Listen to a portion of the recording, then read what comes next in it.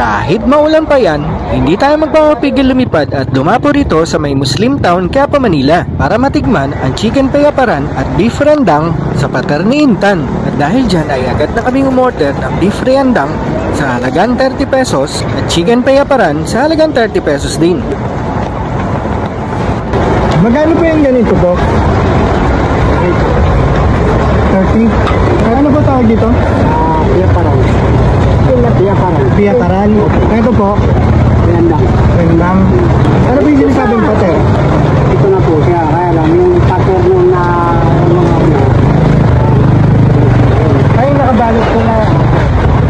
tapos yung manok na hindi na siya parang tapos na rin mga buto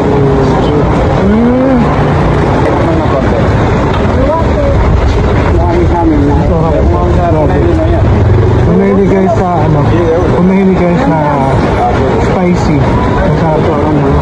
Ang payaparan pala ay specialty ng mga Maranao na pinakuluan ng matagal sa gata at niluto sa sapal ng niyog. At ang beef rendang naman ay specialty na nagmula sa Indonesia at Malaysia. At dahil dyan, talaga mapapa-extra rice ka dahil sa spiciness at creaminess na pinagmamalaki dito sa Pater ni Intan. Tikman at dayuhin ang Pater ni Intan kung kayo ay madadayo ng Quiapo dahil panalo na sa lasa at swak pa sa budget.